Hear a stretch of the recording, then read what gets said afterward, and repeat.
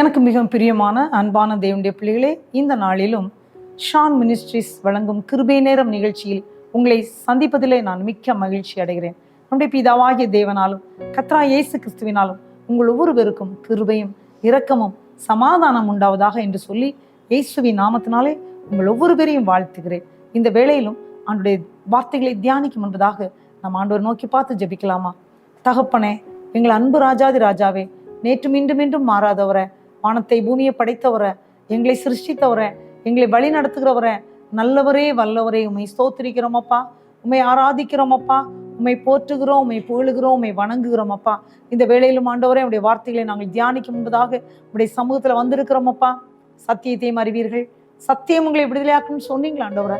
உடைய சத்திய வார்த்தைகளை நாங்கள் தியானிக்கும் போதே உம்முடைய விடுதலை ஆண்டவரை ஒவ்வொரு பேருக்கு கடந்து வர முடியும் ஆண்டவரே. ஒவ்வொரு குடும்பங்களிலும் ஆண்டுடைய சமாதானம் கடந்து வர முடியும், தேவைகளை சந்திக்க முடியும், குறைவுகளை மாற்ற முடியும், கண்ணீரை துடைக்க முடியும். நம்முடைய அன்பு கரத்திலே கொடுத்து நாங்கள் ஜெபிக்கிறோம் அப்பா. இயேசுவே, நீர் மட்டும் மேம்பட்டா போதும் ஆண்டவரை. உடைய சத்தத்தை நாங்கள் கேட்கட்டும் ஆண்டவரை.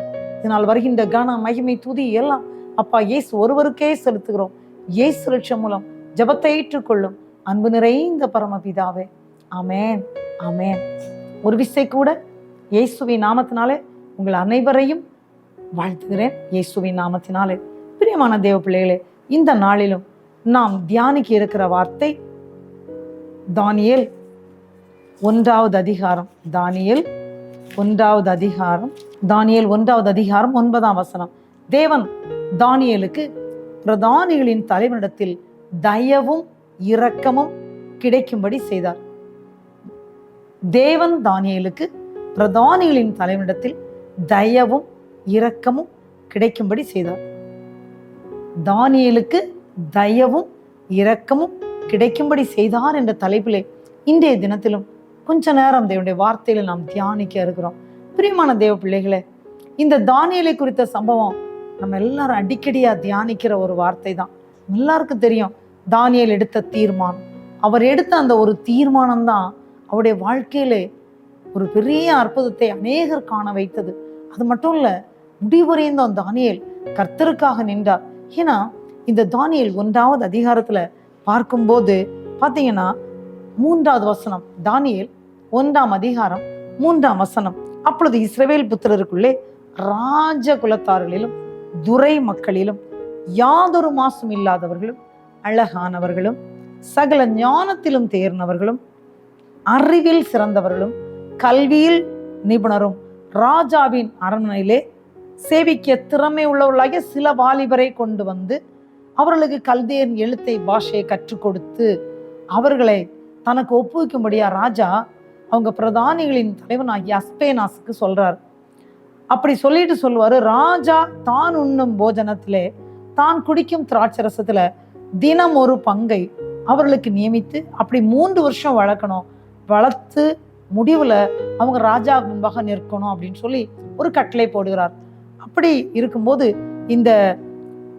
இந்த தானியேலும் பாருங்க, சிறைப்பிடித்து கொண்டு வரப்பட்டவர்களில் ஒருவனாக இருந்தார்.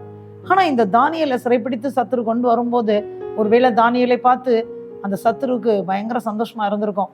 பரவாயில்ல, நம்ம இவன் அப்படியே சிறைப்பிடித்து கொண்டு வந்து விட்டோம். ஆனா தேவன் என்ன செய்தாரு?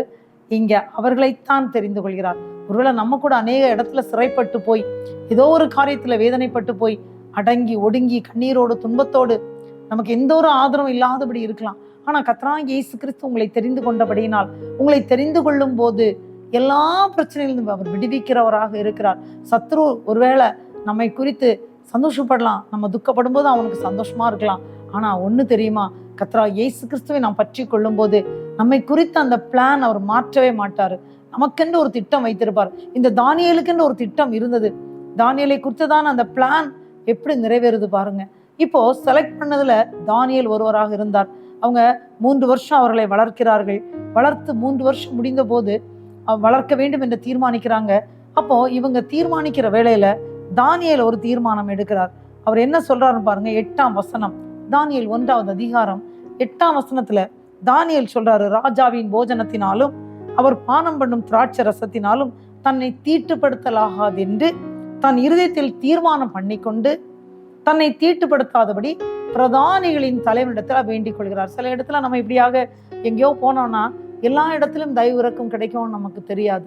ஆனா பாருங்க, இவர் நெருக்கப்பட்டு வந்த ஒரு மனிதர், அந்த நெருக்கப்பட்டு ஒரு ராஜா கண்ட்ரோல்ல இருக்கிறாரு. ராஜா இந்த உணவு தான் கொடுக்கணும்னு சொல்லி இருக்கிறாரு. ஆனா அவர் தைரியமா சொன்னாரு, இந்த ராஜ போஜனம் எனக்கு வேண்டாம், ராஜ போஜனம் எனக்கு வேண்டாம்னு சொல்லும்போது அவர் என்ன சொல்றாரு, 10 நாள் வரைக்கும் அது அடியாரை சோதித்து பாரும். அதுல யாரெல்லாம் இருக்கிறாங்கன்னு பாருங்க.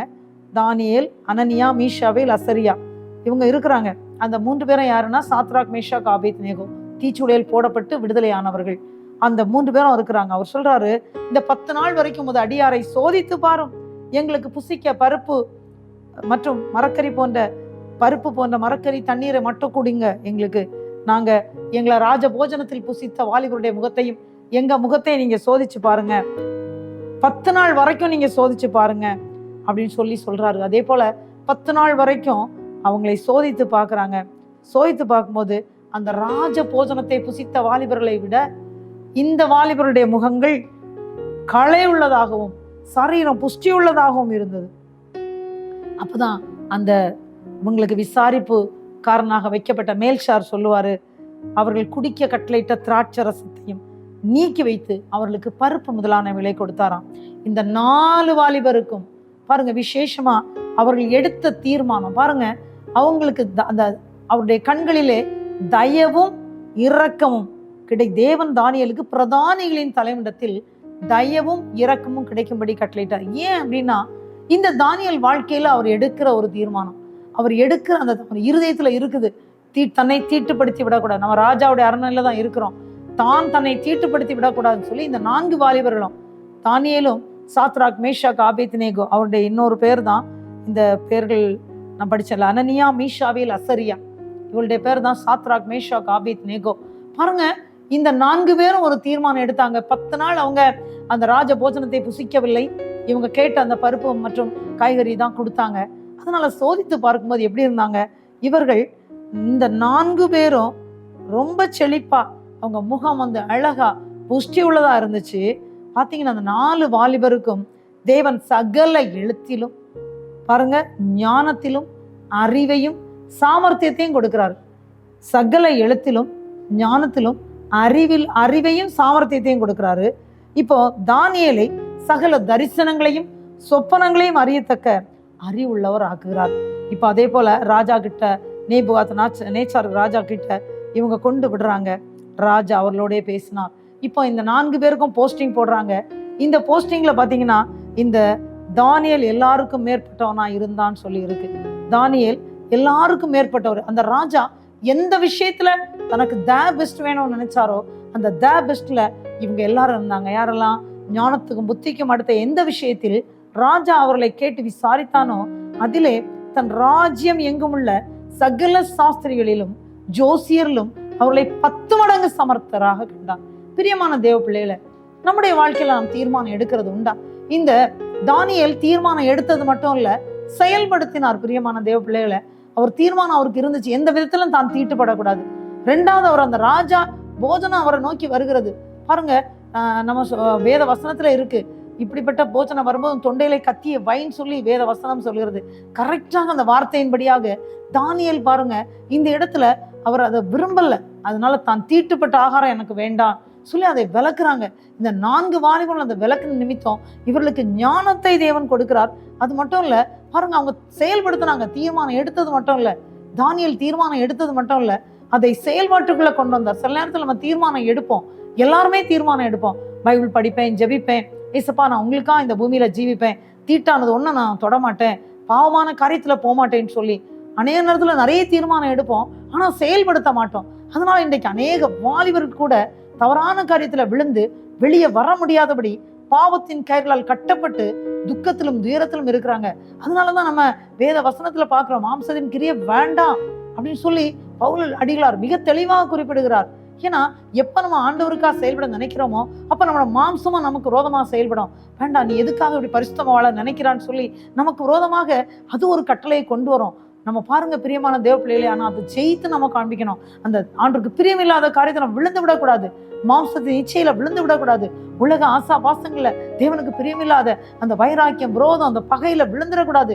நமக்கு அன்பு ஒன்றுதான் அங்க முக்கியம். ஏன்னா கர்த்தர் அதான் சொன்னாரு. அவர் 10 கற்பனையிலே சொல்லிட்டாரு, எல்லாம் சேர்த்து 2 முதலாவது உன் தேவனிடத்துல அன்பு கூறு, 2வது நீ உன்னை நேசிக்கிறது போல பிறனை நேசின்னு சொன்னாரு. பிலிப்பி 2ஆம் அதிகாரத்துல நீ மற்றவர்களை கனமுள்ள பாத்திரமா என்னன்னு சொன்னாரு. நீ தாழ்த்துன்னு சொன்னாரு. கர்த்தர் இயேசு தன்னை தாழ்த்தினால அவர் முடிவு இந்த உலகத்துக்கே எல்லா நாவுகளும் அவரையே கர்த்தர் என்று சொல்லத்தக்கதாக தேவன் அவரை எல்லா நாமத்திற்கு மேலான நாமத்தை கொடுத்தான்னு சொல்லி இயேசு நமக்கு ஒரு ரோல் மாடல். பிரியமான தேவ பிள்ளைகளே, இந்த நாளிலும் பாருங்க, நம்முடைய வாழ்க்கையில நம்ம என்ன தீர்மானம் எடுத்திருக்கிறோமோ அதை செயல்படுத்துறோமா? ஆனா இந்த தானியேல் செயல்படுத்தினார். செயல்படுத்தினது மட்டுமா, அவரோடு கூட இருந்தவர்களையும், அந்த சாத்ராக், மேஷாக், ஆபேத்நேகோ, அவர்களையும் கூட பாருங்க, அவருடைய அந்த வழிகாட்டுதலின் பேர்ல அவர்களும் ஆண்டவருக்காக நிலைத்தின்றதை பார்க்கிறோம். அதனால ராஜா எந்த காரியத்துல சகல ஞானத்திலும் புத்திக்கும் அடுத்த காரியத்துல எனக்கு வாலிபர்களை கொண்டு வரணும்னு விரும்பினாரோ, அவர் நினைத்ததை விட 10 மடங்கு சமஸ்தர் சகல சாஸ்திரிகளிலும், தன்னுடைய தேசம் எங்கும் உள்ள சகல சாஸ்திரிகளிலும் 10 மடங்கு சமஸ்தர். பிரியமான தேவ பிள்ளைகளே, அநேக வீடுகள்ல சொல்லுவாங்க, எங்க பிள்ளைங்க சரியா படிக்கல, வேதத்தை படிக்கல, ஜெபிக்கல, ஸ்கூல்லையும் பாடத்தை படிக்கலன்னு. பிரியமான தேவ பிள்ளைகளே, வேத வசனத்தை படிக்க சொல்லுங்க. சங்கீதம் 1ஆம் சங்கீதத்துல பாக்குறீங்க, இரவும் பகலோட வேதத்தில் தியானமா இருக்கிற மனுஷன் பாக்கியவான், அவன் செய்வதெல்லாம் வாய்க்கும், இலை உதிராது, தன் காலத்தில் தன் கனி செழிப்பா இருப்பாங்க. சொல்லுங்க பிள்ளைங்கள்ட்ட, வேத வசனத்தை எடுத்து படிக்க சொல்லுங்க. வேத வார்த்தையை அவர்கள் படிக்கும் போது ஒவ்வொரு நாளும் படிக்கணும். ஸ்கூல் சப்ஜெக்ட் படிக்கிறது மாதிரி வேத வார்த்தையை படிக்க படிக்க படிக்க பாருங்க, 10 மடங்கு சமஸ்தராக கண்டாராம். ஏன்னா தானியேலுடைய வாழ்க்கையில் அந்த வார்த்தை இருந்ததுனாலதான் அவர் நல்ல ஒரு தீர்மானம் எடுத்தாரு. 2வது அதை செயல்படுத்தினார். அதனால ராஜா பாருங்க, அவர் பார்க்கும்போது இவர்களை 10 மடங்கு சமஸ்தராக பார்க்கிறார். இன்றைக்கு உங்களையும் உங்கள் பிள்ளைகளையும் தேவன் அப்படி பார்க்க விரும்புகிறார். உங்கள் பிள்ளைகளும் இன்றைக்கு இந்த தேசத்துல உயர்ந்த ஸ்தானங்களில் வர வேண்டும். தேவ பிள்ளைகளே, தெய்வ வார்த்தை அவர்களோடு இருக்க வேண்டும். அது மட்டுமா, தானியேல் 10வது அதிகாரத்தை நீங்க எடுத்துக்கொள்ளுங்க. தானியேல் 10வது அதிகாரம் நீங்க படிச்சு பாத்தீங்கன்னா, இந்த தானியேல் என்ன செய்தார்னா, அந்த நாட்களிலே தானியேலுக்கு 90 வயது ஆயிருக்கும். கிட்டத்தட்ட 90 வயது ஆயிருக்கும். அந்த 90 வயதுலயும் அவர் ஸ்டில் அந்த அரண்மனையில அவர் பணி செய்து கொண்டே இருக்கிறார். அந்த நாட்கள்ல 3 வாரம் அவர் துக்கித்துட்டு இருக்காராம். 10வது அதிகாரம் 3ஆம் வசனம். ஏன் அப்படின்னா, தானியேலுக்கு ஒரு காரியத்தை வெளிப்படுத்துறாங்க. அப்போ அந்த கர்த்தர் அந்த வெளிப்படுத்தின காரியம், அந்த காரியம் சத்தியமும் நீடிய யுத்தத்துக்கு அடுத்ததுமா இருக்கிறது. அந்த காரியத்தை அவன் கவனித்து தரிசனத்தின் பொருளை அறிந்து கொண்டான். அப்போ அவன் துக்கிக்கிறான். ஐயோ, தேசத்துக்கு பயங்கரமான ஒரு ஆபத்து வருகிறதே. ஏன்னா மத்தேயு 24ஆம் அதிகாரத்துல பாக்குறோம், அதுதான் இன்றைக்கு உலகத்துல நடந்து கொண்டு இருக்கிறது. ஆங்காங்கே யுத்தங்கள் நடந்துட்டே இருக்குது. ஆங்காங்கே பாருங்க, எர்த்குவேக் வந்துட்டே இருக்கு, நிலநடுக்கம். இன்னும் வேதத்துல சொல்லப்பட்ட அத்தனை காரியம், மத்தேயு 24ல சொல்லப்பட்ட அநேக காரியங்கள் நடந்து கொண்டே இருக்கிறது. கொள்ளை நோய்களை நம்ம பார்க்கிறோம். பாருங்க, நிறைய வியாதிகளுக்கு இன்னும் அது என்னன்னே கண்டுபிடிக்க முடியாத அளவுல இருக்குது. பாருங்க, இப்படிப்பட்ட இந்த காலகட்டத்துல எப்போ என்ன நடக்கும்னு தெரியாது தேசத்திற்கு. அதனால இந்த தானியேலுக்கு அந்த மறைபொருள் வெளிப்படுத்தப்பட்டது. ஆகவே அவர் ரொம்ப துக்கத்தோடி அவருடைய மனதெல்லாம் துக்கப்படுறாரு. ஆண்டவரே, அவர் சொல்றாரு, அந்த காரியத்தை அவர் கவனித்து தரிசனத்தின் பொருளை அறிந்து கொண்டான்னு சொல்லி பாக்குறோம். தானியேலுக்கு கிட்டத்தட்ட அப்ப 90 வயதா இருக்கும். இந்த நாட்கள்ல ஒரு 50, 60, 70 வரும்போது எல்லா மனிதர்களும் சோர்ந்து விடுகிறதை நம்ம பார்க்கிறோம். ஆனா பாருங்க, இவர் 90 வயதுலையும் கூட பாருங்க, இந்த பொருளை அவர் அறிந்து கொண்டு, ஐயோ தேசத்திற்கு ஆபத்து வருகிறதே, தேசம் அழிய போகுதே, இந்த தேசம் காக்கப்பட வேண்டும் என்று சொல்லி இதற்காக அவர் ஆண்டவருடைய சமூகத்துல உட்கார்ந்து ஜெபிக்கிறார். எப்படி ஜெபிக்கிறார் பாருங்க. தானியேல் 10வது அதிகாரம் 2ஆம் வசனம். அந்த நாட்களில் தானியேல் ஆகிய நான் 3 வாரம் முழுதும் துக்கித்து கொண்டிருந்தேன். 3 வாரம் முழுதும். அந்த நாட்கள்ல அவர் என்ன செய்யலையா, தானியேல் 10வது அதிகாரம் 3ஆம் வசனம் படிச்சு பாருங்க. அவர் 3 வாரங்களாகிய நாட்கள் நிறைவேறு மட்டும் ருசிகரமான அப்பத்தை நான் புசிக்கவும் இல்லை, இறைச்சியும் திராட்சரசமும் என் வாய்க்குள் போகவும் இல்லை, நான் பரிமள தைலம் பூசிக்கொள்ளவும் இல்லை. அவர் இருக்கிறது அரண்மனையில, ஆனா சரியா அவர் சாப்பிடல, இறைச்சி சாப்பிடல. அப்போ அது என்ன, ருசிகரமான அப்பம் சாப்பிடல. ஒருவேளை அவர் இனிப்பு போடாம, ருசிக்கிறதுக்கு உப்பு போடாம கூட சாப்பிட்டுருக்கலாம். அது மட்டும் இல்ல பாருங்க, அவர் பரிமள தைலம் பூசிக்கொள்ளவும் இல்லை. அவர் 3 வாரம் துக்கித்து கொண்டே இருக்கிறாரு. அது எங்க இருக்காராம், இத்தக்கேல் பெரிய ஆற்றங்கரையில் அவர் இருக்கிறாராம். கண்களை ஏறெடுத்து பார்க்கும்போது சணல் வஸ்திரம் தரித்து தமது அறையிலே ஊப்பாசின் தங்க கச்சியை கட்டி கொண்டிருக்கிற ஒரு புருஷனை கண்டேன் அப்படின்னு சொல்றாரு. பாருங்க, ஒரு தரிசனத்தை அவர் பார்க்கிறாரு. அந்த தரிசனம் 7ஆம் வசனத்துல பாத்தீங்கன்னா, தானியேல் 10வது அதிகாரம் 7ஆம் வசனம். அங்க யாருமே இல்ல. அந்த தரிசனத்தை பார்த்தோன்னே அவர் மிகவும் நடுநடுங்கி, அங்க இருந்த மனுஷர்லாம் எல்லாரும் நடுநடுங்கி ஓடி ஒளித்து கொண்டார்களாம். அந்த தரிசனத்தை இவருக்கு கூட இருந்தவங்க எல்லாம் அந்த தரிசனத்தை கண்டு பயந்து ஓடிட்டாங்க. ஆனா தானியேல் தனித்து விடப்பட்டாராம். அவர் சொல்றாரு 8வது வசனம், தானியேல் 10வது அதிகாரம் 8ஆம் வசனம், நான் தனித்து விடப்பட்டு அந்த பெரிய தரிசனத்தை கண்டேன். என் பலனெல்லாம் போயிட்டு, என் உருவம் மாறி வாடி போயிட்டு திடனற்று போனேன். அவருடைய சத்தத்தை கேட்டேன். அவருடைய சத்தத்தை கேட்டு முகங்குப்புற விழுந்தேன் என்று சொல்லி இருக்கிறார். அப்பதான் 10வது அதிகாரம், தானியேல் 10வது அதிகாரம் 10ஆம் வசனத்துல சொல்லப்பட்டு, இதோ ஒருவன் கை என்னை தொட்டு என் முழங்கால்களும் என் உள்ளங்கைகளும் தரையை ஊன்றி இருக்க தூக்கி வைத்தது. ஏன்னா இவர் விழுந்து கிடக்கிறாரு, முகங்குப்புற விழுந்து கிடக்கிறாரு. அப்பதான் அவர் சொல்றாரு, பிரியமான புருஷனாகிய தானியேலே, நான் இப்போது உன்னிடத்திற்கு அனுப்பப்பட்டு வந்தேன்.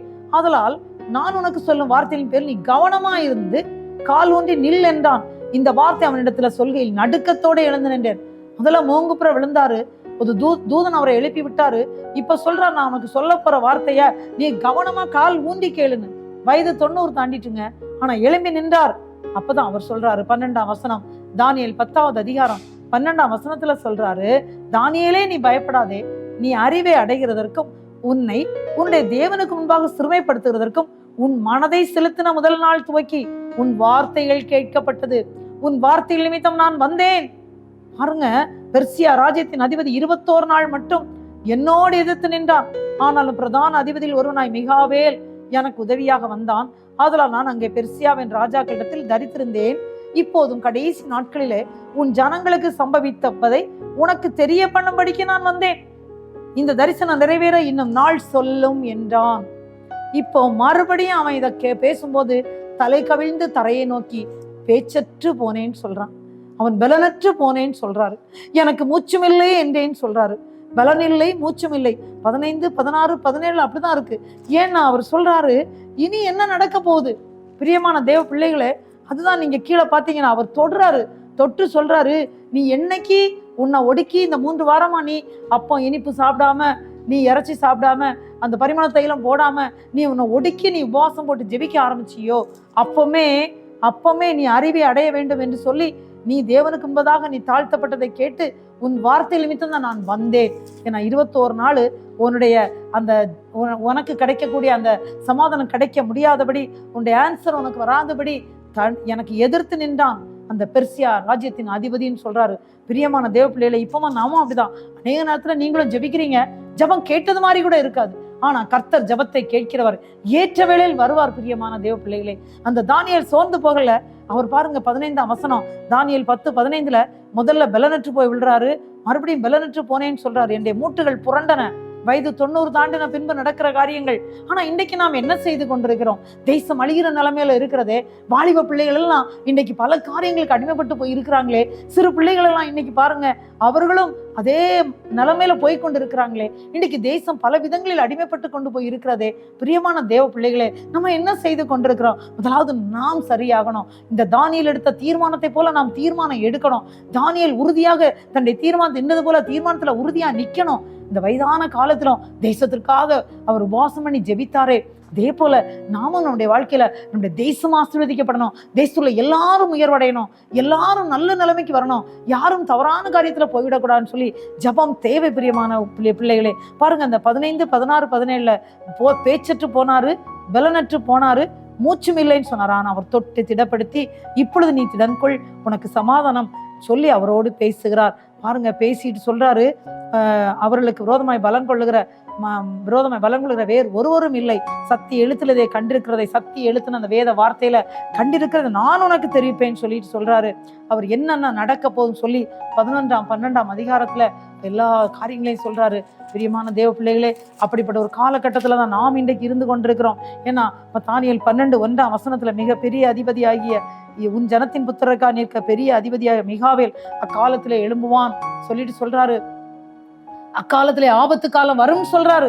நம்ம இன்னைக்கு அந்த ஆபத்து கால நேரத்துல இருக்கிறோம். பிரியமான தேவ பிள்ளைகளே, அக்காலத்தில் புஸ்தகத்தில் எழுதியிருக்கிறவர்களாக காணப்படாதவர்கள் அனைவரும் பாருங்க, உன் ஜனங்கள் அனைவரும் விடுவிக்க, அது யார் யாருடைய பேர் எழுதியிருக்கோ அவர்கள் எல்லாரும், யாருடைய பேர் ஜீவ புஸ்தகம் எழுதியிருக்கிறோ அவங்க எல்லாரும் மட்டும்தான் விடுவிக்கப்படுவார்களாம். அப்ப நம்முடைய பேர் ஜீவ புஸ்தகத்துல எழுதணும்னா கர்த்தருக்கு பிள்ளைகளாக இருக்கணும். தானியேல் எடுத்த தீர்மானத்தின்படி நம்ம பரிசுத்தமா வாழ்வதற்கு தீர்மானம் எடுக்க வேண்டும் தேவ பிள்ளைகளே. அது மட்டும் இல்ல, எப்படி பரிசுத்தவாளன் தீர்மானம் எடுத்து அவர் செயல்பாட்டுல கொண்டு வந்தாரோ நாம் செயல்பட வேண்டும். மூன்றாவது, அந்த வயதான நிலைமையில உபவாசம் போட்டு தன்னுடைய ஜனங்களுக்காக ஜெபித்தார். இன்னைக்கு பாருங்க, அவர் சொல்றாரு கடைசி நாட்கள்ல என்ன நடக்கும்னு சொல்லி தானியேல் 12ஆம் அதிகாரம் சொல்லி இருக்கிறாரு. அந்த நாள்ல நாம் இப்ப வைக்கப்பட்டிருக்கிறோம். இயேசு கிறிஸ்து எப்ப வருவான்னு தெரியாது, தேசத்தின் முடிவு எப்ப வரும்னு தெரியாது. ஆனா சொல்லிட்டே இருக்காங்கன்னு எல்லாரும் சொல்றாங்க. ஆனா இந்த நிமிஷம் முதல் எப்ப வேணாலும் தேசத்துக்கு ஒரு முடிவு வரலாம். ஆனா நாம் கரெக்டா ஆயத்தத்தோடு இருக்கணும். ஒரு கூட்டம் ஜனங்களை ஆயத்தப்படுத்த வேண்டும். தேசத்துல எல்லாரும் வரணுங்க. அதாங்க ஏசப்பாவுக்கு ஆசை. 1 தீமோத்தேயு 2ஆம் அதிகாரம் 1-2 வசனத்துல இருக்கு, 3-4 வரைக்கும் இருக்கு. எல்லாரும் மனம் திரும்பணும், எல்லாரும் ரட்சிக்கப்படணும், எல்லாரும் அவரை அறிகிற அறிவு அடையணும்னு சொல்லி இருக்கு. பிரியமான தேவ பிள்ளை, அவர் சொல்றாரு, பூமியின் தூளிலே நித்திரை பண்ற அநேகரில் சிலர் நித்திய ஜீவனுக்கு எழும்புவாங்களாம், சிலர் நித்திய நிந்தைக்கு எழும்புவாங்களாம். ஞானவான்கள் ஆகாய மண்டலத்தை போல ஒளியை போல இருப்பாங்களாம். அநேகரை நீதிக்கு உட்படுத்துறவர்கள் நட்சத்திரங்களை போல இருப்பாங்களாம். தானியேலாகிய நீயோ வென்றால் முடிய காலம் மட்டும் இந்த வார்த்தைகளை புதைபொருளாக வைத்து இந்த புஸ்தகத்தை முத்திரை போட்டு, அப்பொழுது அநேகர் இங்கும் அங்கும் ஓடி ஆராவார்கள், அறிவும் பெருகி போம் சொல்றாரு. அவர் சொல்லி கொடுக்கிறாரு. 1335 நாள் மட்டும் காத்திருந்து சேருகிறவன் பாக்கியவான் சொல்றாரு. 9ஆம் வசனத்துல சொல்றாரு, இதற்கு தானியேலை பார்த்து, தானியேலே நீ போகலாம், தானியேலே போகலாம், இந்த வார்த்தைகள் முடிவு காலம் மட்டும் புதைபொருளாக வைக்கப்பட்டும் முத்திரிக்கப்பட்டும் இருக்கும். என்னென்ன நடக்க போகுது என்பதை தரிசனத்தை தானியேலுக்கு ஆண்டவர் காட்டினாரு. அதனாலதான் அவர் நடுங்கிட்டாரு. இந்த உலகத்துல இதெல்லாம் நடக்க போகுதோ, ஏன்னா புதிய வானம் புதிய பூமி வரணும்னு சொல்லி இருக்குல்ல, வானம் புத்தகத்தை போல சுருட்டப்படும் சொல்லி இருக்குல்ல, இந்த பூமி எல்லாம் மாறும்னு சொல்லி இருக்குல்ல. பிரியமான தேவ பிள்ளைகளை, கடைசி நாட்களில் வைக்கப்பட்டிருக்கிறோம். நம்ம ஒவ்வொருவரும் அதை ஒரு கணம் சிந்தித்து பார்க்கலாம். துக்கத்தோடு தீரத்தோடு வேதனையோடு இருக்கிறீங்களா? ஒரு தீர்மானத்தை எடுங்க. தானியேல் எடுத்த தீர்மானம் நமக்கு தேவை.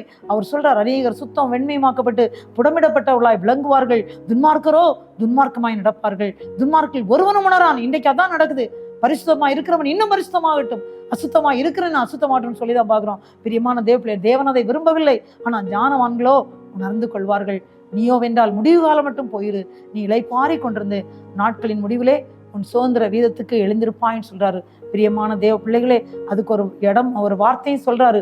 அன்றாட பலி நீக்கப்பட்டு பாலாக்கு மறுவறுப்பு ஸ்தாபிக்கப்படும் காலம் முதல் 1290 நாள் செல்லும் சொல்லி விளக்கமும் கொடுக்கிறாரு. பாருங்க, அவர் அந்த முடிவு காலம் மட்டும் சதா காலங்களிலும் ஜனங்கள் பிரகாசிப்பார்களாம் அவருடைய பிள்ளைகள் சொல்லி அழகா சொல்லி கொடுக்கிறாரு.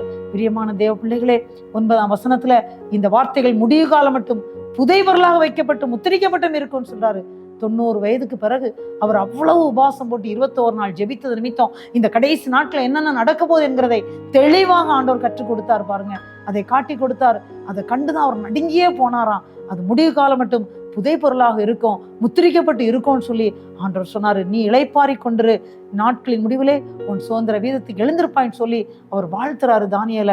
பிரியமான தேவ பிள்ளைகளே, நாமும் ஒரு தீர்மானம் எடுக்கலாமா? ஆண்டவரே, இந்த பூமிக்குரிய வாழ்க்கையில ஏன்னா மத்தேயு 24ஆம் அதிகாரத்தின்படி கடைசி நாட்களில் என்ன நடக்குமோ அது நடந்து கொண்டே இருக்கிறது. நோவா காலத்தில் நடந்தது போல நடக்கும்னு சொன்னாரு. நோவா காலத்துல பெண் கொண்டும் பெண் கொடுத்தும் புசித்தும் குடித்தும் இருந்தார்கள். ஆனா திடீரென்று மழை வரும்னு அவங்களுக்கு தெரியாது. வேலையை உருவாக்க சொன்னாரு. ஆனா நோவா பேழையை உருவாக்கணும் போது யாருமே வரல. கடைசி நோவாவுடைய 8 பேர், அந்த நோவா ஃபேமிலியில் உள்ள 8 பேர் மட்டும்தான் அந்த பேழைக்குள் பிரவேசித்தாங்க. மிருக ஜீவன்களும் பட்சிகளும் பறவைகளும் தேவன் பிரவேசிக்க வைத்தார். அந்த 8 பேர் தான் அந்த பாருங்க, அந்த ஜலப்பிரளயத்துக்கு பிறகு அந்த 8 பேர் தான் மறுபடியும் பூமியில வந்தாங்க. அவர்கள் மூலம் ஜனப்பெருக்கம் உண்டாகி அப்புறம் அப்படியே தேவன் தேசத்தை ஆசீர்வதித்தார்னு பார்க்கிறோம். அதே போல இப்போ நடக்கும்னு சொல்றாரு. ஆகவே நம்ம எல்லாரும் ஆயத்தப்படுவோம். பிரியமான தேவ பிள்ளைகளே, இதை கேட்டுக்கொண்டிருக்கிற அன்பான தேவ பிள்ளைகளே, இந்த நாட்களின் கண்ணீரோடு துக்கத்தோடு தீரத்தோடு பலவிதமான பிரச்சனையோடு நீங்க இந்த டிவி பக்கத்துல உட்கார்ந்து கேட்டுக்கொண்டிருக்கிறீங்களா? தேவன் உங்களுக்காக தான் அன்பான வார்த்தைகளை கொடுக்கிறார். தேவன் உங்களுக்கு பிரதானிகளின் தலைமையிடத்துல தயவும் இரக்கம் கிடைக்கப்பட்டது போல உங்களுக்கும் தயவும் இரக்கம் கிடைக்க பண்ணுகிறார். அது எந்த காரியமா இருந்தாலும் சரிதான். உங்களுக்கு ஒரு பிள்ளைக்கு காலேஜ்ல இடம் கிடைக்கலான் இருக்கீங்களா? தேவன் அந்த தலைவரிடத்துல அதிகாரத்துல தயவும் இரக்கம் கிடைக்கும்படி செய்வார். வேலை கிடைக்கலாம்னு நினைக்கிறீங்களா? உங்கள் பிள்ளைகளுக்கு, உங்கள் குடும்பத்துல, உங்க வீட்டுக்காரருக்கு இல்ல உங்களுக்கு வேலை கிடைக்கலையா? தேவன் உங்கள் அதிகாரத்துல தயவும் இரக்கம் கிடைக்க பண்ணுகிறவராக இருக்கிறார். ஆனா ஒண்ணு, தானியேல் எடுத்த தீர்மானத்தை மாதிரி நீங்க எடுத்துடுங்க. தானியேல் செய்தது மாதிரி செய்யும் போது இந்த கடைசி நாட்கள் என்ன நடக்க போமோ அந்த காரியத்தை தேவன் அவருக்கு அறிவித்தது நிமித்தம் அந்த காரியத்தை நமக்கு எழுதி வச்சிருக்கிறாரு. பாருங்க, ஜீவ புஸ்தகத்துல பேர் எழுதப்பட்டவங்க மட்டும்தான் பரலோகத்துக்கு போக முடியுமா? அப்படின்னு நம்ம பரிசுத்தமா வாழணும். நம்ம அர்ப்பணிப்போமா தேவ பிள்ளைகளே? தேவ சமூகத்தை நம்ம கொடுப்போமா? இந்த தானியேலை போல நம்மளும் ஆண்டவருக்காக தீர்மானத்தை எடுத்து அதன்படி செயல்படுத்துவோமா? ஜெபிக்கலாமா? நேற்று மீண்டும் மாறாத எங்கள் அன்பு தந்தையே, எங்களை காண்கிறவரே உம்மை ஸ்தோத்திரிக்கிறோம். நீ நல்லவா, நீ வல்லவா, நீ ராஜாதி ராஜா. இயேசுவே, நீ சொல்லாகும், நீ கட்டளை நிற்கும் உங்க வார்த்தையில ஜீவன் இருக்கிறது, உங்களுடைய வார்த்தையில வல்லமை இருக்கிறதப்பா. உங்க ஜீவ வார்த்தையில தியானிக்க வைத்தீங்க.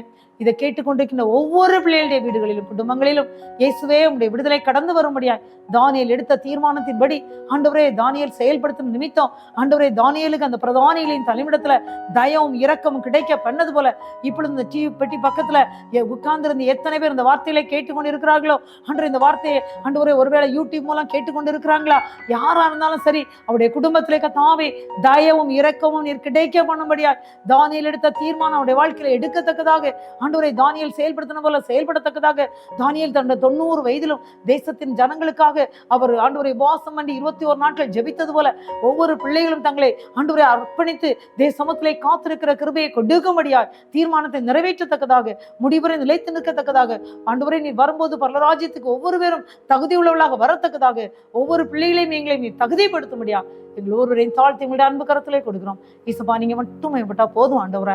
துதிக்கான மகிமையெல்லாம் அப்பா இயேசுவுக்கு செலுத்துகிறோம். இயேசு லட்சுமண ஜெபத்தை ஏற்றுக்கொள்ளும் அன்பு நிறைந்த பரமபிதாவே. ஆமேன் ஆமேன். என் ஆத்துமாவே கர்த்தரை ஸ்தோத்திரி, என் முழுள்ளமே அவருடைய பரிசுத்த நாமத்தை ஸ்தோத்திரி. என் ஆத்துமாவே கர்த்தரை ஸ்தோத்திரி, கர்த்தர் செய்த சகல உபகாரங்களை மறவாது. ஆமேன் ஆமேன். God bless you. தேவன் தாமே உங்களை அபரிவிதமாக ஆசீர்வதிப்பாராக. ஆமேன்.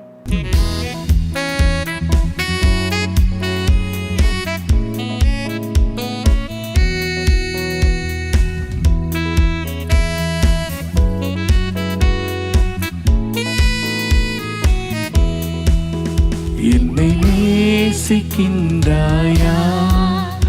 என்னை நேசிக்கின்றாயா.